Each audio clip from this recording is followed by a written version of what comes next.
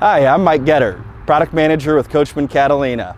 Today we're going to be doing a walkthrough showing you how to use everything on your new Coachmen Catalina. Also, don't forget to download your Coachmen Owner's Manual.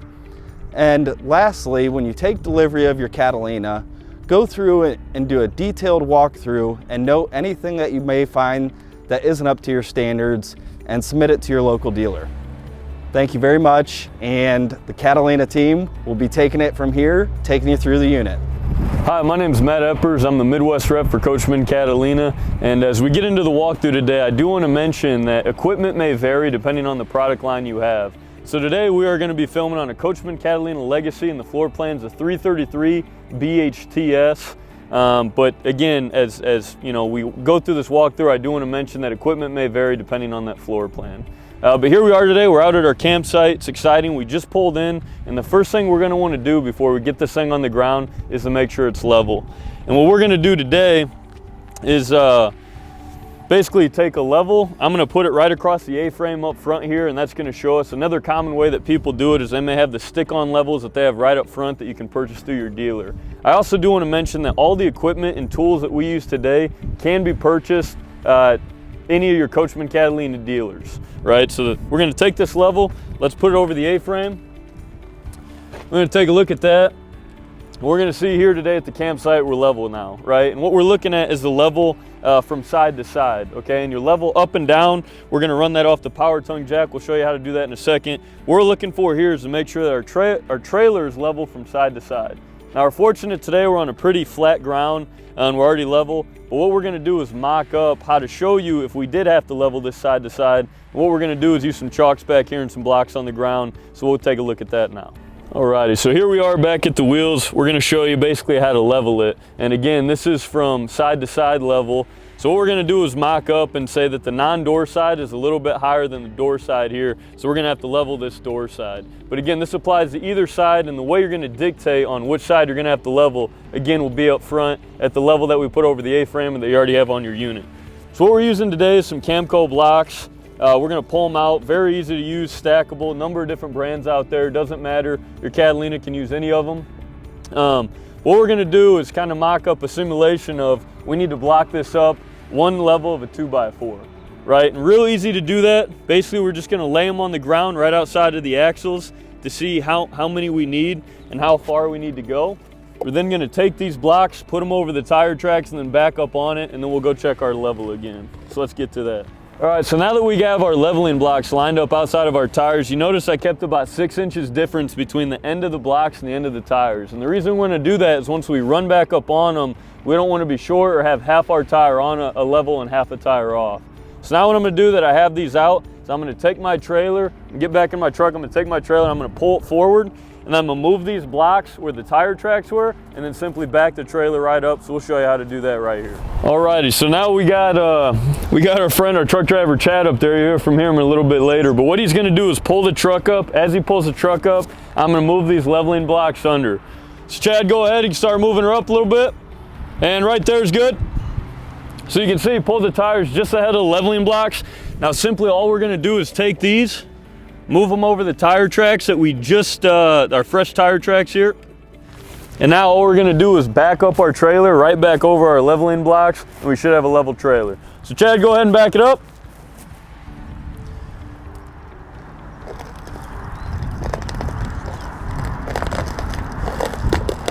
Yep, keep coming back a little bit, and you're good. Alrighty, so what we see now is our tires are right here stuck in the middle of our leveling blocks. We can go back up to our level, check to make sure that our trailer from side to side is level, and we're good. If it's a little bit off, we may have to add blocks, we may have to remove blocks, we may have to add blocks to the other side, but you'll be able to see that up front from your level. Okay, but again, at a flat campground here, we're good, so we're gonna remove these and actually show you how to chalk your trailer now. Alrighty, so now that we made sure that the trailer is level from side to side, what we're going to do is actually chalk the wheels. And again, since we're on level ground here, you notice we remove the blocks from under the tires. But there's a number of different ways that you can chalk a tire. These are very common, as well as kind of the scissors that you can toss between them. We're going to show you both that process today. Okay, now I have 4 of them. What you're going to want to do, basically put one here in front of the front tire. put one in the back tire, kind of shove it in there. You can feel it stop and stick. You're gonna do that for, I guess, all 4 tires here on the Catalina. And again, on some of our summits, you may only have 2 tires, so you only have to do 1 on each side, right? Depending on the number of axles in the trailer. Very simple, kind of easy to see. Now you can see it'll stop us from rocking and rolling. They're tight in there, they're good. All right, so after we show you how to use the yellow blocks, another common thing that a lot of campers use is the X-Chalk. This is another thing that can be found in any RV dealer or parts store. Very easy to use. All we're gonna do is place it between our 2 tires. And then we're gonna take a little wrench that comes with it. We're gonna tighten the bottom here until this X-Chalk is tight between both tires, and that'll stop us from being able to roll once we have our level finish. So now that the X-Chalk is tight, and what we can do to test that it's tight, give it one of these and see that it's not, loose, nothing's given. You can also take your wrench, probably give it an extra couple cranks down here at the bottom to make sure it's very tight on your trailers. And again, what that's gonna do is stop from rolling. Okay, so you have your X-Chalks or your blocks. You can use either one, whatever one you like, whatever one you prefer. Both will accomplish the same goal for you. So again, we're on a Legacy here. We do have a power tongue jack, but depending on your product, equipment may vary. First thing we're gonna do is drop the plate. It's gonna be a lot easier for us to get off the truck. It'll take a lot less time. All we're gonna do is come down here, pull the pin out. You're gonna notice that this drops. What I'm gonna do now is lower this. So I'm gonna raise it there a little bit. I'm gonna put my pin back in. Gonna lock that up, safe as possible. And now what I'm gonna do is raise up my power tongue jack off the ball of the truck. Okay, and this will take a little bit of time. You want to be gentle with it. You never want to force it. It'll come on its own. Not something we want to jump on or try and pull apart. Something that, a little patience, it'll come apart. So what I'm gonna do is pull up here, start lifting on my power tongue jack, and look at that, comes right back for us. I can start raising this up. What this is gonna do is take the trailer off the ball of the truck, and then we're gonna drive the truck forward a little bit. You can see that just released, kind of truck comes back. Now we're good. I'm gonna wanna raise this up until we're totally clear of the ball. That way when we take the truck forward, we're not bringing the truck back. So now that we're up over the ball, I do wanna notice that we're still chained up to the truck, and the reason we do that, in case it's rolling either way, we're still connected to the truck. It's not a runaway trailer, right? And I do wanna talk about the power tongue jack real quick and how we powered that. So I'm not connected to shore power. We'll talk about that in a second. But what we are doing is connected to the truck. Another way that we can use it is if we also had a battery up front, we can also run the power tongue jack off of that. Okay, but now that we're up, what we're gonna try and do is check our level again, make sure we're even north to south. But first, we're gonna remove the power from the truck and also remove the chains from the truck. We're gonna free the trailer from the truck, move the truck forward, and then we'll level it up and down. So now the chains are removed, power's unplugged. What we're gonna do is take the truck, move it forward, release it from the trailer. Alrighty, so now that we've removed the trailer from the truck, what we're gonna do is come back to the door, and now we're gonna take a look at leveling this thing basically from front to back, right? And the way we're gonna do that, we're gonna grab our handy dandy level. I like placing it right here, right inside the door. We're gonna get that on the floor, and then we're gonna take a look at our level to see if we are, level or not. Depending on which way we're down, we'll go back up front to our power tongue jack again on our Legacy. On your Summit, you may have a manual crank jack, but either way, what we're gonna do, look at this level, figure out which way we need to go, and then head up front and use our jack to level the trailer. So let's show you how to do that real quick. Alrighty, so now that we've checked our level, we know that, hey, we need to go either up or down. What we're gonna do is come back to our power tongue jack, and again, mentioning that we're not connected to the truck, we're either gonna be running this off our battery power, off our shore power, which we'll get to in a second. What we're gonna do, depending on which way the level reads, we're either gonna go up on that power tongue jack or down. Again, real easy to do. Again, on some of our product lines, you may be using a manual crank. Same process, just without the power tongue jack. We're gonna mess with this, go back, read our level until we get it that it's perfectly level. Now we have it side to side, front to back level, ready to start jacking it and really set this thing up. So let's show you that process now. Alrighty, so now that we're getting ready to use our stab jacks, and I can't stress enough that these are only used to stab or stabilize your unit, not to level it, right? So we don't wanna put too much weight on these. You can end up bending your stab jacks. It's not good for your trailer. What we're gonna show is 2 different ways to do it. You have your manual crank. This will come standard in all Catalina products. It's a 3/4 inch bit. Basically, all we're gonna do is plug it on the end there, then we're gonna start bringing it down. Now, there is an easier trick, and that's what we got here. We got a cordless electric drill with a 3/4 inch bit. We're gonna take that, lock it into place there, and then basically what we're gonna do is bring it down. Now I will say one thing you notice is that we did bring our blocks back.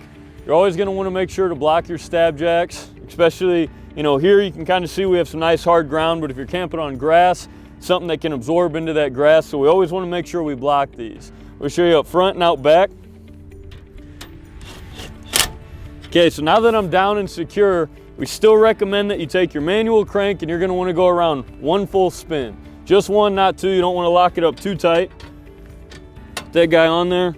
We're gonna go all the way around once, and now we know we're good. We're stabilized, we're locked in. We're gonna do that on all four corners of the trailer.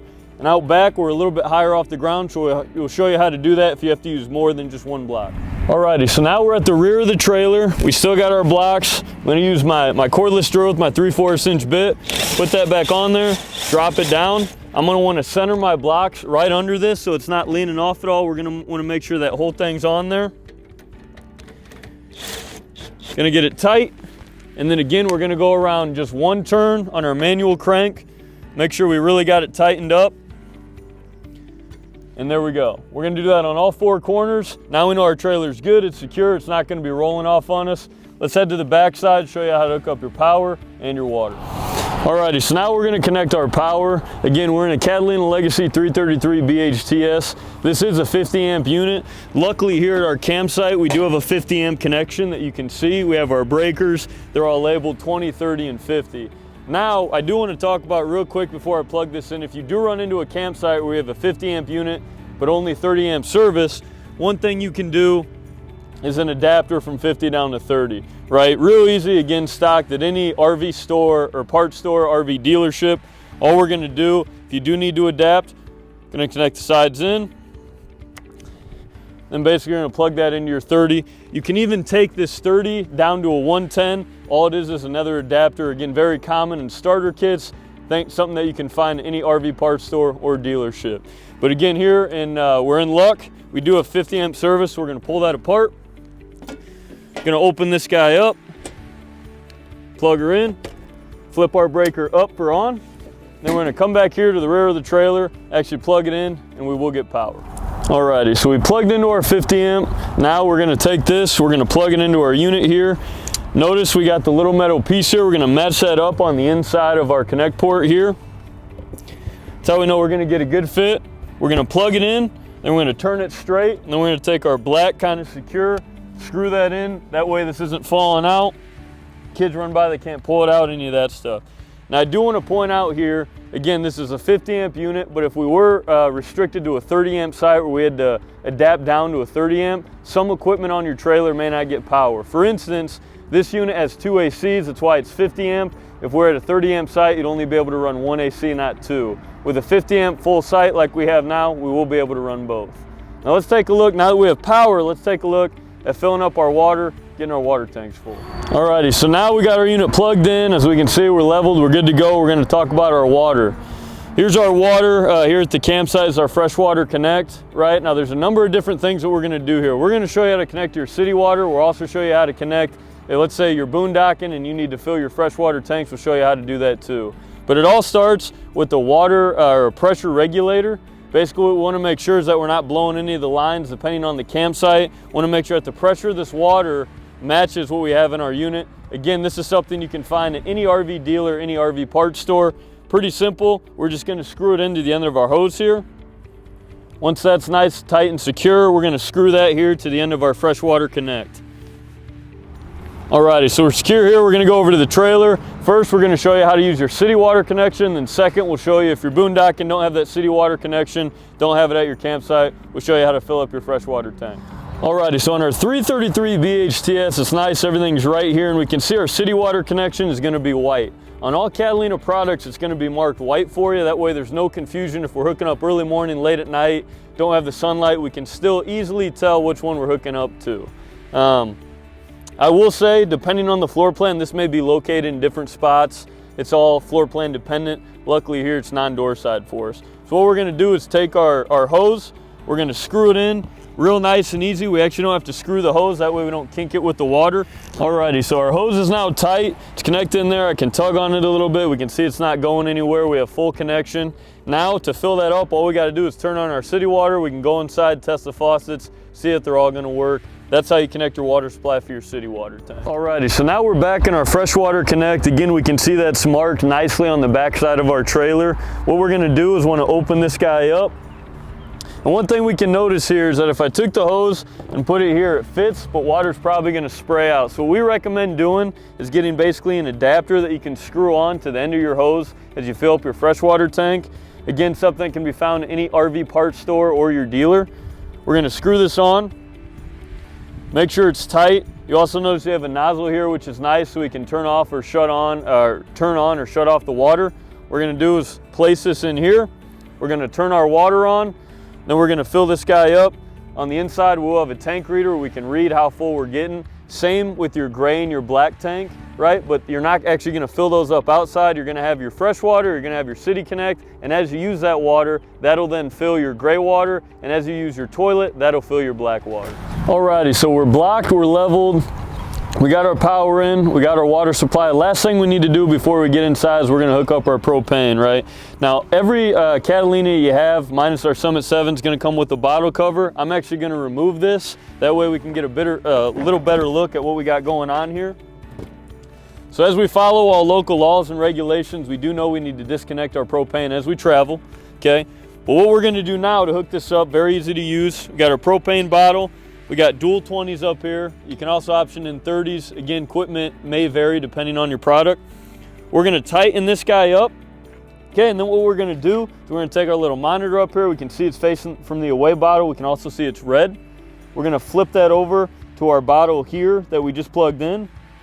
Still red. What I'm going to do is turn on our propane up top, loosen up that bottle a little bit. We can immediately see it flicks to green. What that's indicating to you is that, hey, we see propane. The system realizes we now have propane going through the system. We're going to open that up. We're now going to be able to use our oven. We're going to be able to use our stove. We're also going to be able to use our furnace and water heater if need be. Now, if this bottle runs out of gas, what's going to happen? We're going to go red. All we got to do is flip it back over to the other bottle and start running there.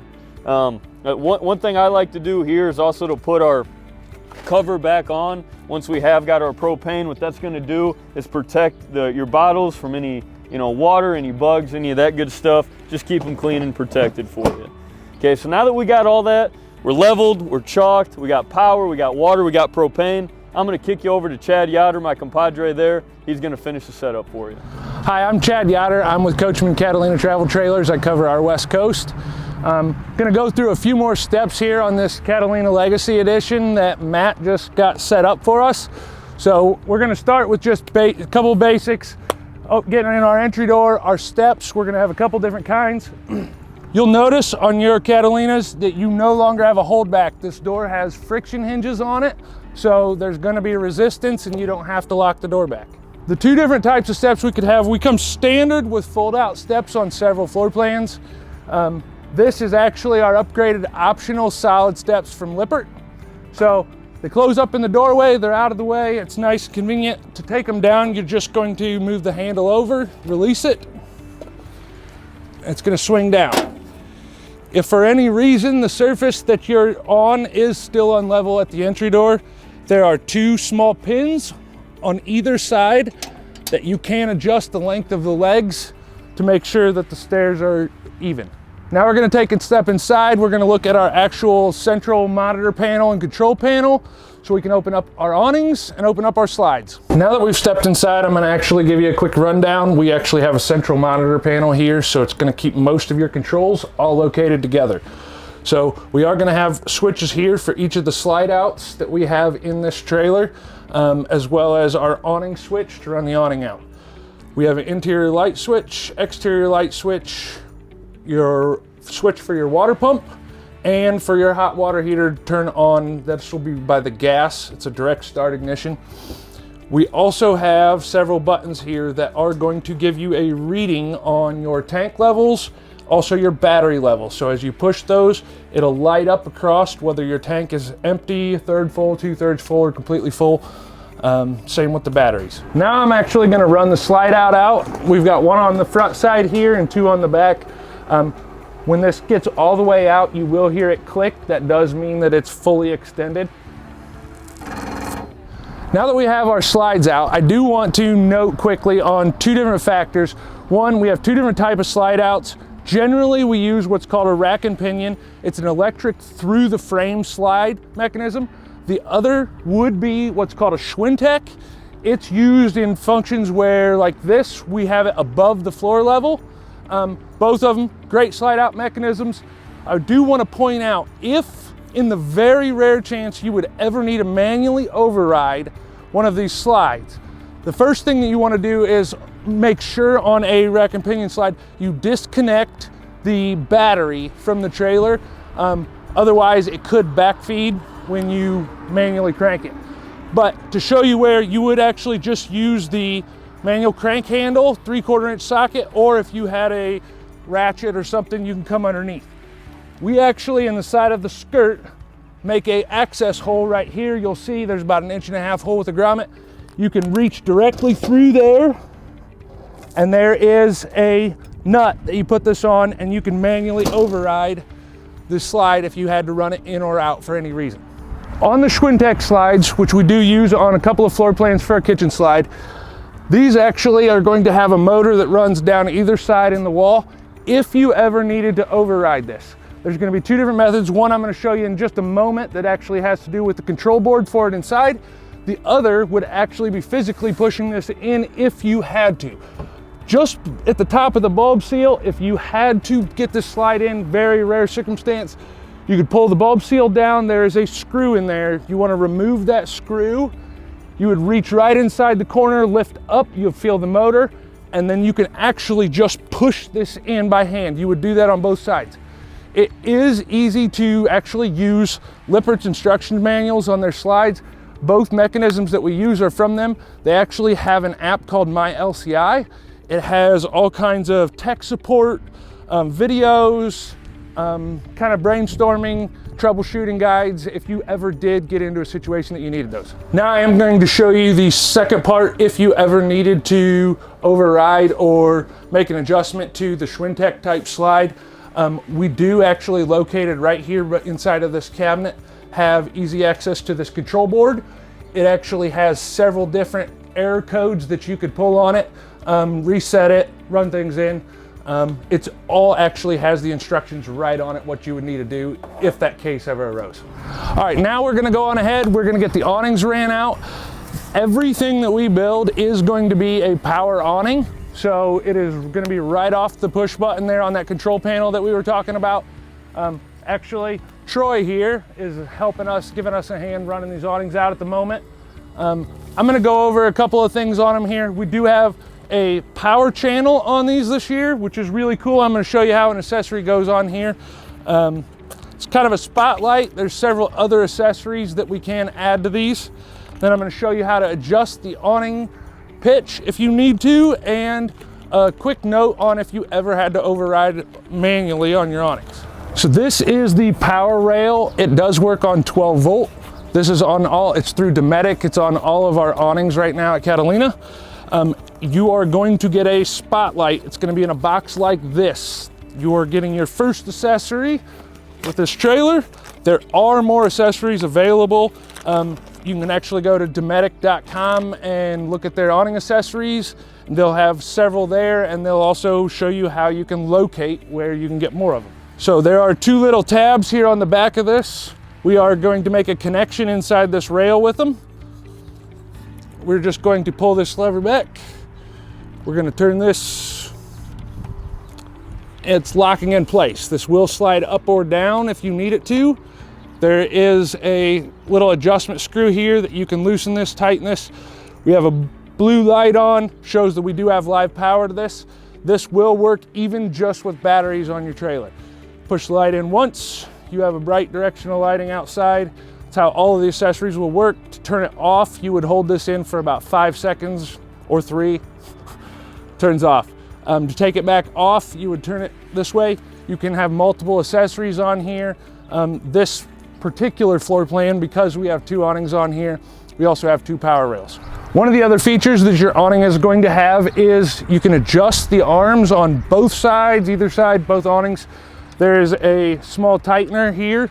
You just loosen this up and you can pull anywhere that you need this to be set, and then you retighten and it will hold the awning in that position. So in this case, if we wanted to, depending on whether it was wind or we wanted to add shade or we were diverting rainwater one direction, would be different scenarios that will make sense how you can adjust this. It's very simple and easy. I do recommend you loosen them back up and fully extend them before putting the awning back in. All you have to do is loosen it up. It's going to spring back up on its own. As I mentioned, there is a manual override on your Dometic awnings. I want to show you that real quick. It is extremely rare that that would be necessary, but just so you're aware of where it'd be located and how you would use it. So I'm going to bring this awning arm down here. The corner of the awning is going to have a little push button piece here. You would push that in, these 2 halves will pop apart.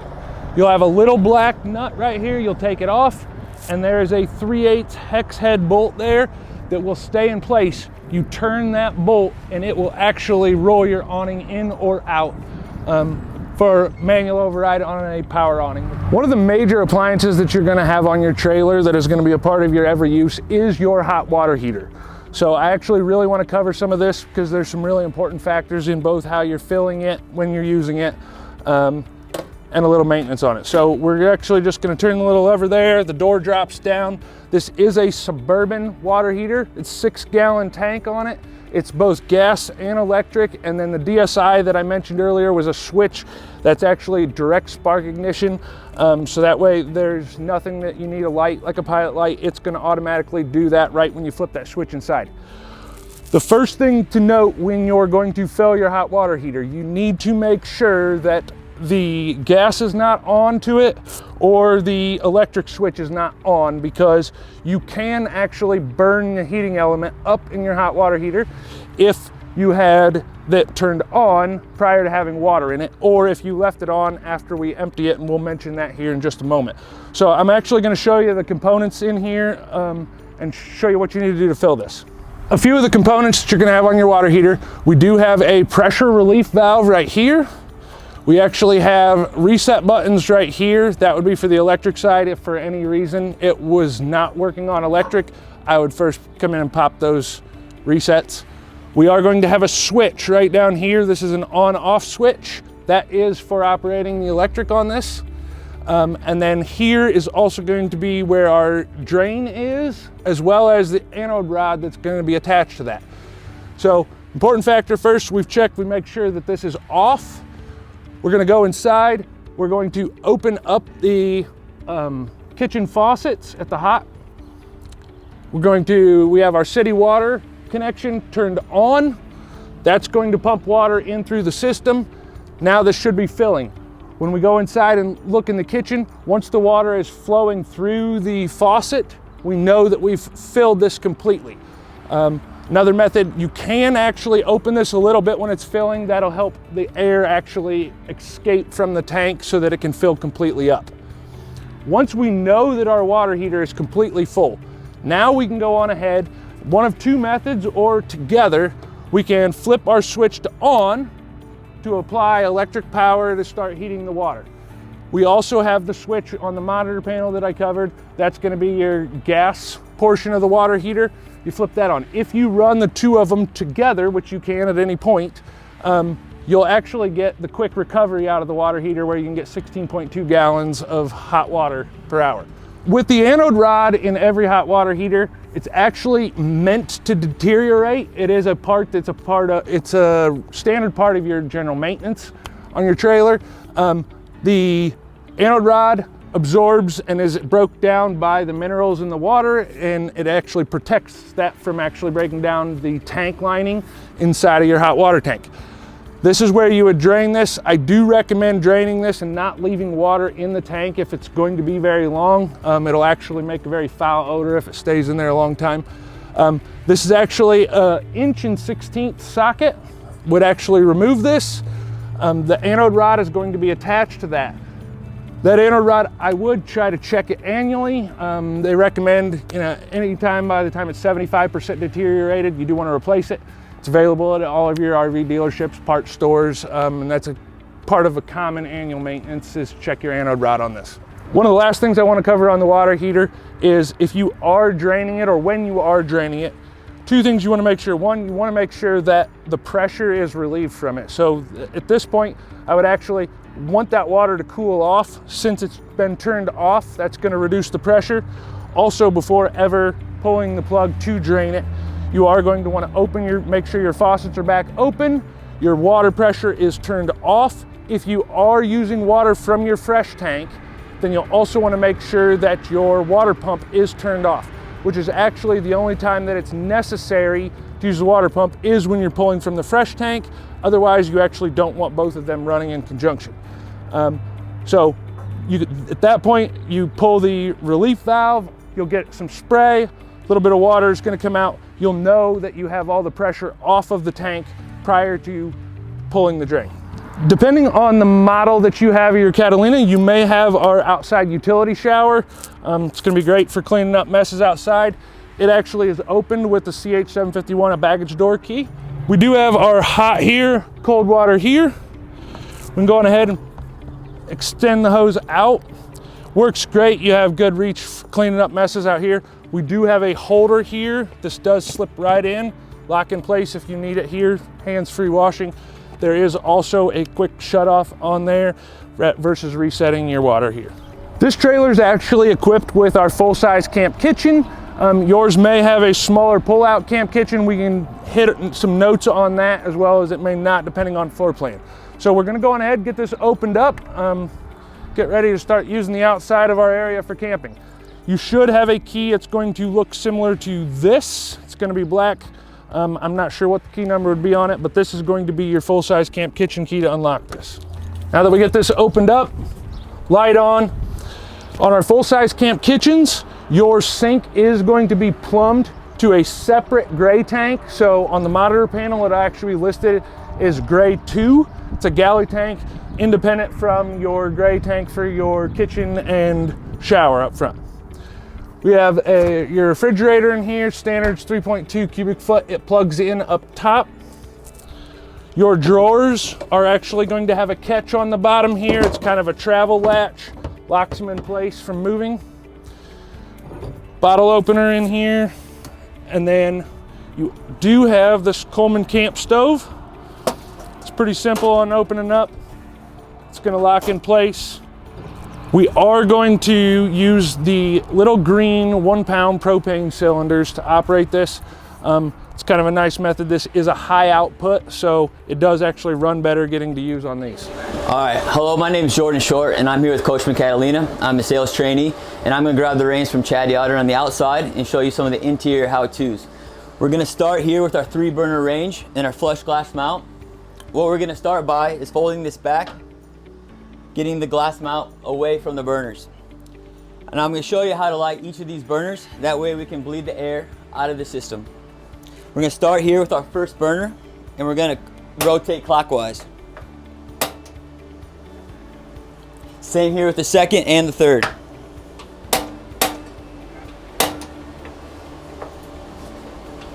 Just keep clicking until it comes on.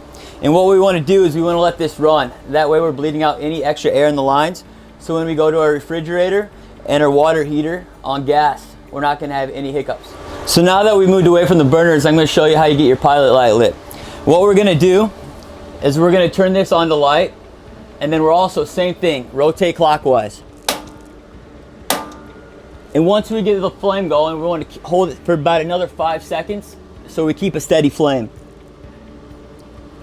And once we got our steady flame going, I'm gonna rotate this on high. So we'll have a full flame here for about another 15 seconds. And why we want to keep it going for about another 15 seconds is to bleed any of that remaining air out of our lines. Now I'm going to rotate it back to our desired cooking temperature. So now that we made our way to the bathroom, I'm going to show you how we operate our foot flush toilet. We're going to put our foot down about halfway and you'll see the water start to fill up. This line here is what we like to call our fill line. We're going to fill that up to the fill line about 4 times. So we're going to repeat this process another 3.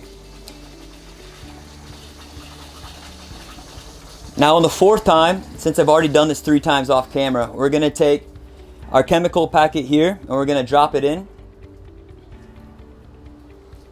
And then we're going to flush it down. So now that we have a baseline of water in there, our chemicals can begin working. And remember, always use RV grade toilet paper. We don't want to use anything else down the toilet. And 2 other points, in all of our Catalinas, we're going to have our towel racks and our toilet paper holders delivered in the kitchen drawer. That way, location can be your decision. All right, from here I'm going to move over to the shower. And all of our Catalinas will come with a hot, cold handle. You'll also see in our shower head we have an on-off position. So I'm going to turn our hot water on, and you'll see I can control the water here. Turn it on, and we can run our water, and we can pause it again. Now if we're dry camping, we want to limit our gray tanks, or we're just trying to be eco-friendly, we can control our water usage. All right, so continue from the bathroom. If you find yourself in a scenario without 110 power, first thing we want to do is check our microwave. If we do have power to our microwave, then we know we have a problem with our 110 outlet. So what we're going to do is we're going to return to our bathroom where you'll usually find your GFI outlet. There's a reset button. That should be lit up red. We're going to reset that button and that should restore power to your 110 outlets. Now continuing from the microwave, we're going to come back here to our breaker box. Simply push this in to reveal all of our 110 and our 12 volt breakers. Now if you don't have power to your microwave, all these are clearly marked to what they operate. So simply flip it over to restore power.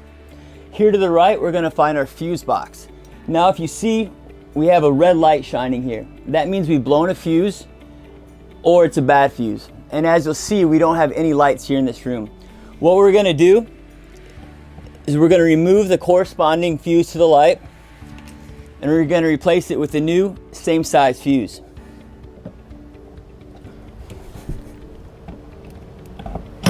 And let there be light. The last how-to I want to hit on here before we move is our egress window. Now, I want to prepare you in case you do need to remove this window. So what we're going to do is you're going to take this red latch here and you're going to yank it out to remove the screen. Next step, you're going to remove the safety handle. You're going to rotate it forward and you're going to push straight.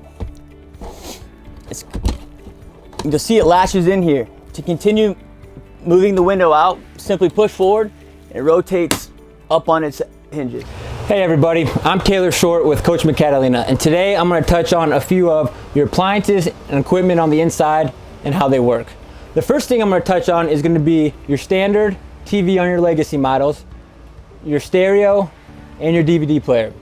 So all your equipment's going to actually come in your Coachmen bag, like your remote for your TV, your DVD player, and all your cords. So once you get your battery and your remote, you're going to actually turn your TV on. So you can actually see now that we have channels on our TV. I've already pre-done this to save some time for you guys, but what you're going to do to actually get the channels on your TV is you're going to hit input. You're going to scroll over until you find channel setup and channel scan. You're going to go down and hit scan. It usually takes about 2 to 3 minutes, so I've actually already pre-done it, and that's why you already see the TV going. Now, since we're not hooked up to the cable at your campsite, what you're going to have to do is, before you do that, you actually have to hit the antenna boost right here on the side. What that's going to do is help you draw these channels in. Now, if you hooked up at your campsite with your cable, you won't have to do that. So now that we have our TV hooked up and we can hear the sound coming out of it, we can sit down and we can relax. But say it's a NFL football Sunday and you want to watch the Buffalo Bills win a game and your neighbor beside you is an Indianapolis Colts fan and you just want to rub it in. Well, you can actually take the sound that's coming out of your TV. We'll be able to use it coming out of our upgraded in-wall speakers and our outdoor marine grade speakers. So now that we've changed to the aux setting, we can now hear it coming out of our speakers, which will play inside, and you can actually hear it outside. What else you can use is you're going to have a stereo, a DVD player down here, AM and FM. You also have Bluetooth, which all you have to do is go to your Bluetooth settings on your app, find Furion. Your passcode for that is going to be 0000. You're also going to have an auxiliary spot as well, and a USB port as well. Other neat things that you can do with your stereo is you're gonna have different zones as well. So say if I wanted to listen to music on the inside as everything quiet at night on the outside, you can do that. Or you can just listen to your outside speakers and have everything else quiet in here as well too. Like I mentioned earlier, this head unit actually does have a DVD player in it. You're gonna find also in your Coachmen bag an HDMI cord. What this is gonna do is you're gonna hook up to the back of your TV, and there's actually gonna be a spot up here on the side wall. What this does is, it is a head plate where it's gonna run down to your head unit to where you can watch your DVD, say if it's on a rainy day and everyone's stuck inside, or you're camping in the mountains and you're unable to get any channels, you can still watch something on TV. All right, the next piece of equipment that we're actually gonna go over in your Catalina is gonna be your water heater bypass. So what your water heater bypass is actually gonna do for you is, when you're done camping for the season, you need to winterize your unit. You don't want that antifreeze going through your hot water heater. So you're gonna actually, we're gonna pop down here and we're gonna show how you can turn your valves to close off your hot water heater. So hit the name, it bypasses it and runs through the rest of your system. Now, when you're locating your hot water heater, there's a couple different ways you can go about it. You can either go on the outside and find and see where your vent's at, and you can locate it from the inside. Or Catalina's done a great job with the floor plans on our website of showing where your water pump is and where your water heater is. So once you've located where your hot water heater is, all you have to do is you're gonna pop off the panel. All it's held into is by 2 screws. You're gonna hop down there, and there's gonna be 2 valves that you will shut off. So right now they're actually in the off position. How do you know it's in the off position? They're actually going parallel with your plumbing lines. To turn them on, you want to turn them towards your hot water intake, hot water heater. All right, the next appliance that I'm going to touch base on in the Coachmen Catalina is going to be our 12 volt, 10 cubic Freon refrigerator. This is going to be an option for us as opposed to our standard 7 cubic gas and electric refrigerator. So how this works, since it is 12 volt, it is going to be running off your front battery. So we do get questions all the time of, can you run it going down the road? Can you run it when you're boondocking? Yes, you are running off your front battery. Now, if you are boondocking, you do want to conserve a little bit of energy since you're not plugged in. One quick way to do that actually is on your temperature settings, you're actually going to be able to turn it all the way over, and there's going to be an off-grid mode that's going to help you conserve power while you're running your refrigerator. Now, also remember, when you first open up your camper and you go to open up your fridge and turn it on, what you're going to actually have to do is turn on this power switch on the side. We actually give you a battery kill switch, since it does run off your front battery, to turn it on and off. So now that we just turned it on, we can open it all up, and when you first get out there camping for the weekend, what you're going to want to do is actually turn this to the max setting for about an hour to 2 hours to cool your fridge down, and then you can turn the temperature down. Now, a couple other features that it does have with it, which is neat, is when you are done camping for the weekend, of course you're going to want to turn it back off again so your battery isn't drained when you come back out. You actually will have this piece. What is neat about this piece is it clips right in here. So what this clip's going to actually do is going to be moisture control and ventilation. All right, the next appliance that we're going to touch base on is going to be our standard 7 cubic gas and electric Norcold refrigerator. So as you see on this one, as opposed to a few different fridges out there, this is actually only going to have one button. With this button, it is going to be your power button to turn it on and off. Now, if you can see closely here, it has a green light right now. What that green light means is it is running on electricity. If you have an amber light, that means it's running on gas. If you have a blinking light, it means it's not running on either, and it cannot connect to either. So whether you're not plugged in or your LP tanks are not open. Another great feature about the Catalina standard Norcold refrigerator is we actually give you reversible reefer inserts. Very easy to operate. You pull this piece right off, and this slides right out. So what this does is it gives you another option to change your paneling on your reefer. So it's very easy to operate. You just slide it right in, and then you are actually able to clip this right back on.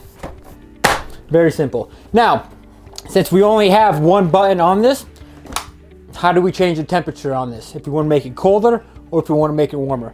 So in the back of the refrigerator, there's going to be a metal clip. With this metal clip, you can either move it left for colder, or you can pull this clip out and move it right to make it warmer. All right guys, another feature that we're going to touch on the inside is actually going to be our optional fireplace.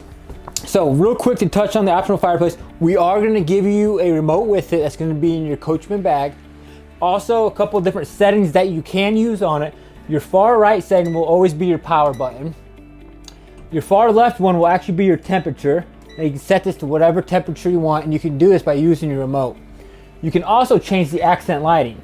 So say if you didn't want to, it was a warm day and you just wanted some accent lighting on here, you could do that. The next appliances that I'm going to touch on is going to be your AC and your furnace. So first one I'm going to do is going to be your AC. Now that they've already hooked us up to shore power, we have enough power to run our AC. As you saw earlier in the video, Matt gave us 50 amp service. If we didn't have 50 amp service, we wouldn't be able to run both the ACs in this unit.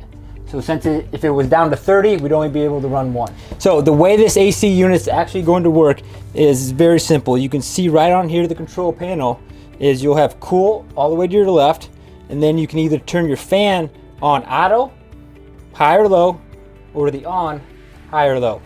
And as you can hear, the AC in the living room, it is now running. Now do keep in mind, your second AC is always going to have a separate control panel with it, whether it's in your bunk room or it's in your bedroom. The second one I want to touch on is going to be your furnace. Now, if you want to switch over to your furnace, it's very simple. You can see the heat all the way to your right, and then you can actually turn your fan again on auto or on. Now, to run your furnace, as you saw earlier, Matt did open up your LP tanks. You will need your gas to run that, as well as your 12 volt to run your fan for it. Now, please expect once you do turn on your furnace the first time, you will have a little bit of burn off when you first turn it on. Now that we've turned our AC on and you've kind of seen how the control panel works of your furnace and your AC, a couple neat features with your AC is you are actually able to do a direct dump with it. So instead of it coming out through all your ducts in your camper, when you first get to your campsite, you've been traveling all day, it's been warm, what you're going to want to do is actually utilize this direct dump. It's going to help cool your camper a little bit quicker. You also are going to have on both your ACs are filters that you will have to change out. So what you're going to do to access that is pull down right here, and then these will easily slide out. Now you can either replace them by getting new ones, or you can just clean these off. Now, last thing that I want to touch base on with your AC is sometimes you will have condensation on your roof that will be running off the side of your unit. That is typically normal on a hot, warm day and you're using your AC. Hi folks, I'm Troy Maples with Coachmen Catalina. Now that your weekend's over and you're getting ready to put everything away, we're just going to go over a few tips and tricks and general maintenance around the campground area and on your unit as well. First things first, what you're going to want to do is after you get all your belongings put away and stowed for towing, you're going to want to come out here after your slide outs are closed, the awnings are closed, and disconnect your power source. So like we were talking about before, it's real simple. One thing you're going to want to remember though is after you disconnect your cord, you should have all your power off on the inside here anyway. Just remember to pop your breaker back down so it's all set for the next person. As you're getting ready to pack up, one very important tip to remember on any unit that's equipped with a slide out is to make sure that beforehand you get up on a folding step ladder of some sort and you're able to take a broom and just kind of quickly go over the top of your slide out. You'll want to do this on both sides of the slide out just to make sure that there's no branches, leaves, or anything like that that could create a gap in the seal up top or along the edges. All right, very important to remember this because your seals will not work properly if they are not completely shut. So a lot of times we'll have folks with branches, leaves, or any matter of debris that gets up there. So you want to make sure, again, just get a small little step stool or something in your broom and just clear off the top and make sure it's cleared off before closing the slide outs. So for our walkthrough here, we had us connected to the city water fill up here. So you're going to want to remember to remove your city water hose. Now keep this readily accessible just in case you need it at the dumping station. So we're going to go through your gray tank and your black tank evacuation here shortly. So what you're going to want to remember is that obviously have the water turned off before you're doing this. It will also help relieve the pressure if you leave one of the sinks slightly open there, so that you can just easily disconnect your water hose. And again, keep this stored in an easy place because you may need it at your dumping station. So we've disconnected your shore power, we've also disconnected your water. Now one of the things you're gonna notice, we did leave a few things open here just so we could touch base with the fact that whether you're running on battery or you're hooked up to your vehicle, you still have the option to be able to get things in. This is helpful in case you need to store things inside as you're cleaning up, or if dad's working on the shore power and water connection and mom's still picking up the camping area of the trailer. So we can still close everything up. We are connected to the vehicle here. I'm gonna run in, close up the awnings and close up the slide out. One of the last things you're gonna wanna do is lift up all your stabilizer gear. Now you're still gonna wanna leave your wheel chocks in so that when we're hooking up the truck, the trailer's not gonna have any rocking motion. It's not gonna make anything difficult there. Grab your cordless power drill and bring it all the way up. We also wanna give you some general maintenance tips. One of the things that you're gonna wanna make sure you do is check your seals. So along your windows, baggage doors, as well as down the sides of your slide out seals, you're gonna have caulk or silicone that you're gonna wanna check and make sure that you're filling in any of those gaps if you do see gapping. You can do this on a regular basis. We recommend you do it at least twice a year. Another general maintenance item that we highly recommend doing at least twice a year would be getting up on top of your roof, checking the self-leveling sealant, again, for any gaps or voids in the sealant, checking the membrane itself, making sure there's no tears or cuts in that membrane, and as well as keeping it clean and applying a protectant that you can on the top. Ask your local dealer about what good cleaning supplies and protectants are for each of your units out there. Another maintenance item is going to be checking your slide out seals here. You want to make sure that these seals are staying nice and rubbery and they're malleable for you. You don't want them to get dry and cracking or anything like that. Talk to your local dealer about the best lubricants to be able to use for your slide out seals. Another general maintenance item that you want to keep track of is your tire pressure. Now, depending on what kind of tires you have, you can always find the tire pressure on the tire itself. It will be written on there. In this case, the high sense tires that we're using on current models is 80 PSI. Again, always double check that just in case you put different tires on, but you want to check your tire pressure. This is a great practice before and after you leave the campground, because the last thing you want to be doing is traveling down the road and not have enough tire pressure in your camper tires.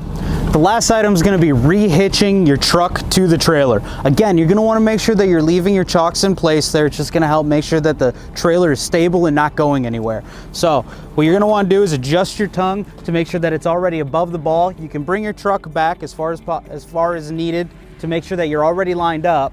Plug it into the truck so that you have power for a power tongue jack. If it's a manual crank, you want to still manually crank it up. Bringing the truck back makes sense because you can kind of see where that ball level is located. So Chad's going to help me out here. Bring it back a little bit, Chad. Now it doesn't need to be exactly lined up because this will fall down on there. But if you find yourself getting your ball in place and your locking mechanism won't go forward, what you can do is still keep it on the ball and just pull the truck forward a little bit. Stop. And you'll be able to see that now you can get this on and the locking mechanism will lock up. Now, if you have an adjustable foot on your power tongue jack, you want to make sure that you're adjusting that all the way to the top.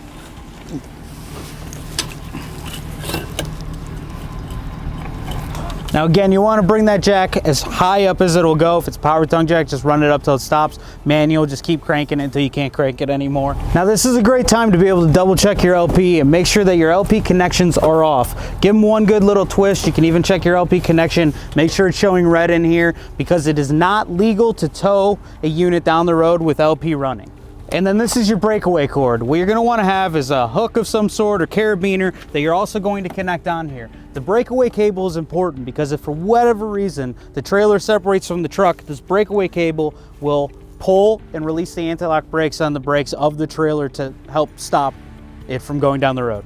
Once you have the trailer safely and securely attached to your truck again, what you're going to want to do is make sure that you don't forget your wheel chocks. Take your chocks out, put them in your pass-through storage, put them back in your truck. Now we're gonna head over to the dump station where we're gonna show you how to clean out your gray tank, your black tank, and an awesome standard feature available on all Catalinas, the black tank flush. Now we've pulled up to the dump station, you're ready to clean out your black and gray tanks. One attachment we highly recommend is this clear extension attachment that you can put on first before your hose.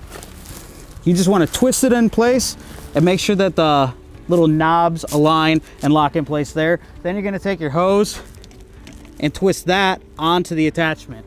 The clear attachment will let us know when everything's starting to run clear through your plumbing system.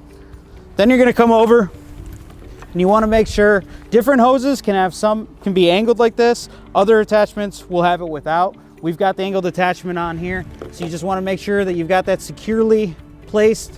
One thing you're going to want to remember is make sure that your black and gray tanks are both 2/3 full before you do this. If that means before you unhook and you have to put more fresh water down into the gray tanks or black tanks by filling and releasing, then do that. 2/3 full is recommended because it'll help create a rush that will help evacuate everything out of both those tanks.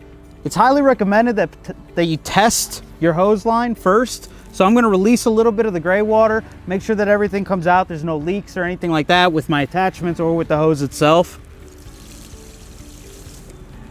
It's very easy to shut that off, so I released a little bit of the gray in here.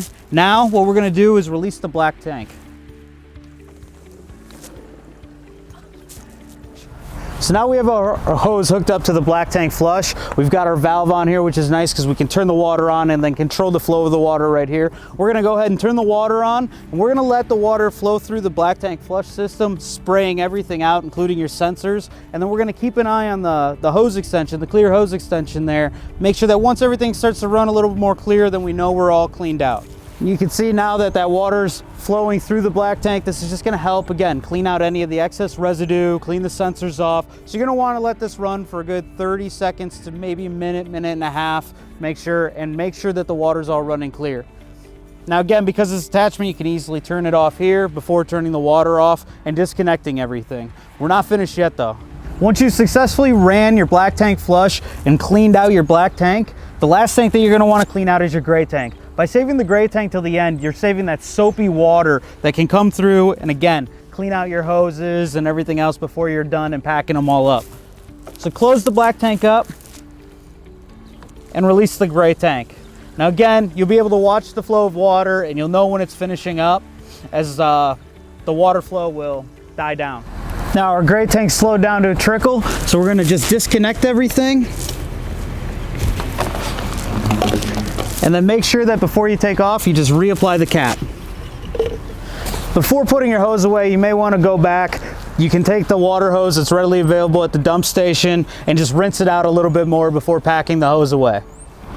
We showed you the black and gray tanks that are located on here. Now the 333 BHTS and some of our other floor plans are going to be equipped with a second gray tank on them as well. Anything with a large camp kitchen will definitely have a separate gray tank, which is the case on this 333 BHTS. It's located on the back. You'd want to make sure that you pull up, repeat the same process. Being a gray tank, all you're going to do is hook your hoses up, open it up, drain it down into the sewage, and you're good to go. Once you've finished up with the dirtiest job in RVing, you're ready to load the family up and head home. Don't forget to check us out on coachmenrv.com. Check out our Facebook page or check out our YouTube video where you can find troubleshooting videos, how-to videos, as well as feature benefit videos for all the Coachmen brands, especially Catalina. Thank you and happy camping. All right, well, hopefully that was a pretty good walkthrough for you guys. And if you have any additional questions, please don't hesitate to reach out to any of the Catalina team. You're able to reach us at our direct line or email in either to our warranty, parts, or sales department. Thank you guys again and welcome to the Coachmen family.